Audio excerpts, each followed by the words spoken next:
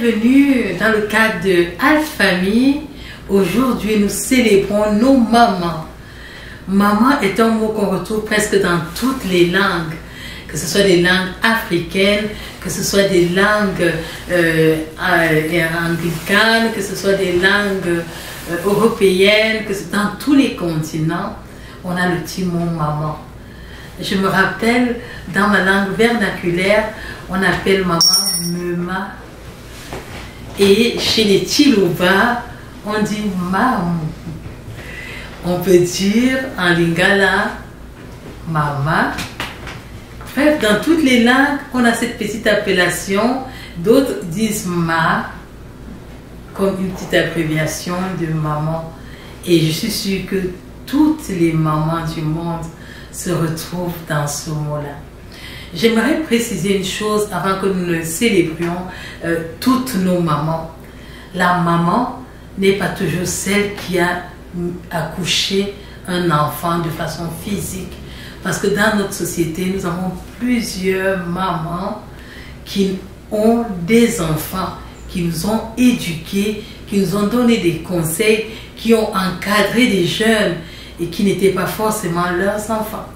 Je voudrais faire un coucou particulier à ces femmes qui n'ont pas accouché, mais qui encadrent avec courage, avec amour, et peut-être un peu plus d'amour, des enfants qui ne sont pas nés dans leur sang, mais qui sont nés de leur volonté, de leur désir de pouvoir couver. Parce qu'en chaque femme, Dieu a déposé l'esprit, je veux mettre ça comme l'esprit maternel. Elle est capable d'éduquer, elle est capable de conseiller, elle est capable de faire grandir un enfant, elle est capable d'enseigner.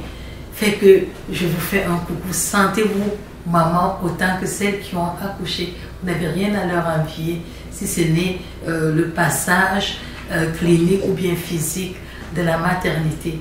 Vous avez des mamelles comme elles et vous encadrez des enfants. Vraiment, je me sens honorée de pouvoir célébrer les mamans en cette année.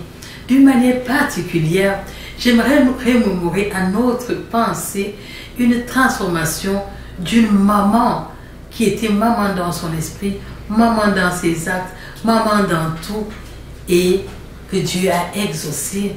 Je parle de Anne, la maman de Samuel, et la maman de 5 autres enfants derrière Samuel. La petite histoire, quand nous allons dans le livre de 1 Samuel, nous voyons que Anne était l'épouse d'un monsieur et vivait dans un mariage que nous appellerons actuellement polygamique. Et dans ce mariage, son mari l'aimait tellement, mais elle n'avait pas d'enfant. Anne avait une coépouse qui s'appelait Pénina. Et Pénina, parce qu'elle avait eu la grâce de pouvoir enfanter, se moquait de Anne, sa coépouse, et du fait qu'elle n'avait pas d'enfant.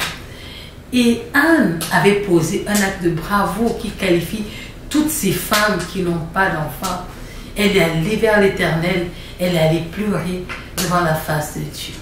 Et Dieu l'a visitée, Dieu lui a donné un enfant qu'elle a nommé Samuel et qu'elle a prêté en retour à l'Éternel. J'aimerais vous lire quelques-unes de ces merveilleuses phrases quand elle a célébré l'Éternel. Amen. Si vous avez vos Bibles, vous pouvez ouvrir dans le livre de 1 Samuel. Nous allons lire le chapitre 2. Voici, il est intitulé Cantique d'Anne. Anne pria et dit: mon cœur se réjouit en l'Éternel, ma force a été relevée par l'Éternel. Ma bouche s'est ouverte contre mes ennemis, car je me réjouis de ton secours. Nul n'est saint comme l'Éternel, il n'y a point d'autre Dieu que toi. Il n'y a point de rocher comme notre Dieu. Ne parlez plus avec tant de hauteur, que l'arrogance ne sorte de votre bouche, car l'Éternel est un Dieu qui sait tout, et par lui sont pesées toutes les actions. L'art des puissants est brisé, et les faibles ont la force pour ceinture. Ceux qui étaient rassasiés se louent pour du pain, et ceux qui étaient affamés se reposent. Même la stérile enfante 7 fois, et celle qui avait beaucoup d'enfants est flétrie. L'Éternel fait mourir et il fait vivre. Il fait descendre au séjour des morts et il en fait remonter. L'Éternel appauvrit et il enrichit. Il abaisse et il élève. De la poussière, il retire le pauvre. Du fumier, il relève l'indigent pour les faire asseoir avec les grands. Il leur donne en partage un trône de gloire. Car à l'Éternel sont les colonnes de la terre et c'est sur elle qu'il a posé le monde. Il gardera les pas de ses bien-aimés, mais les méchants seront anéantis dans les ténèbres. Car l'homme ne triomphera point par la force. Les ennemis de l'Éternel trembleront du haut des cieux. Il lancera sur eux son tonnerre. L'Éternel jugera les extrémités de la terre. Il donnera la puissance à son roi et il relèvera la force de son loin. Alléluia. Voilà le cantique que la merveilleuse Anne, qui avait tant pleuré pour avoir un enfant et que Dieu avait exaucé. Je voudrais saisir cette opportunité pour parler à une femme stérile, une femme qui pense que tout est fini, une femme qui pense qu'elle ne peut pas enfanter. J'ai la bonne nouvelle pour toi, c'est que Dieu est un Dieu de miracles. Il peut encore te bénir. Alléluia. J'ai toujours donné ce témoignage partout où je passe, le témoignage de cette femme qui n'avait pas d'utérus, qu'on appelait Madame Ouattara. Madame Ouattara a eu 17 enfants, sans utérus. Ça, c'est Dieu qui peut le faire. Toi qui m'écoutes, qui es une femme, pendant qu'on célèbre les mères, tu pleures.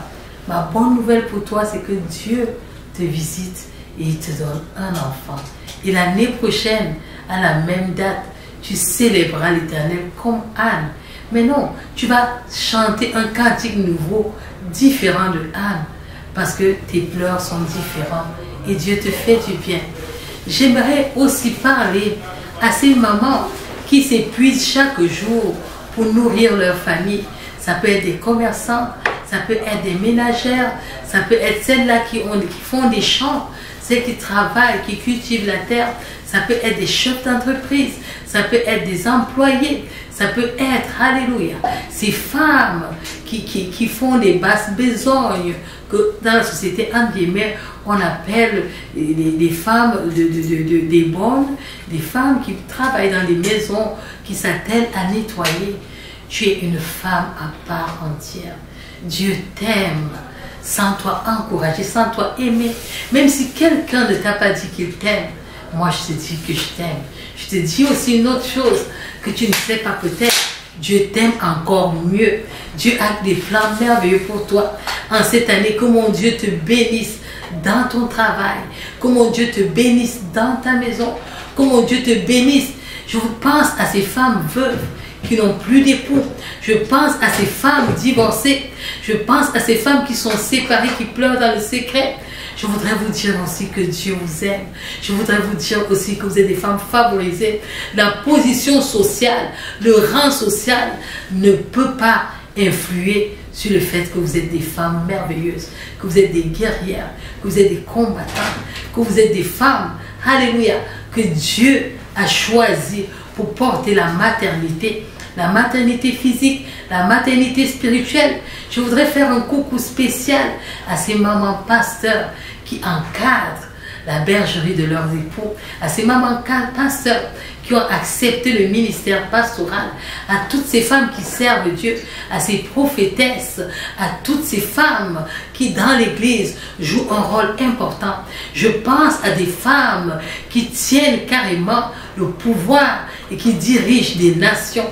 Oh, que mon Dieu vous bénisse, qui vous donne de la sagesse, qui soutienne votre pouvoir, qui continue de faire, qu'il affermisse le pays au travers de vous. Je pense à ces femmes députées, je pense à ces femmes, alléluia, qui occupent des rangs sociaux élevés et qui influencent le monde, qui prennent des décisions, qui changent la destinée des hommes. Je voudrais vous célébrer. Sentez-vous aimés. Que vous ayez porté la maternité ou pas, ce n'est pas le fait de porter la maternité qui fait de vous des femmes, mais c'est le fait, la capacité d'encadrer que Dieu vous a donné. Vous êtes des mamans des mamas, des mamans.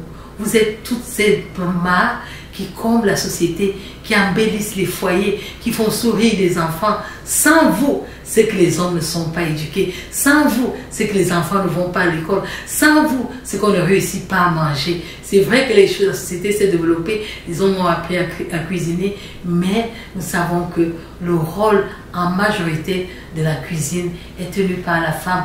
Le rôle en majorité du foyer, de la bonne marche de la famille est tenu par la femme. Que Dieu vous bénisse. Nous vous célébrons, nous vous aimons. Sentez-vous comme des êtres à part entière. Sentez-vous valorisés. Amen. Mon Dieu vous bénisse abondamment.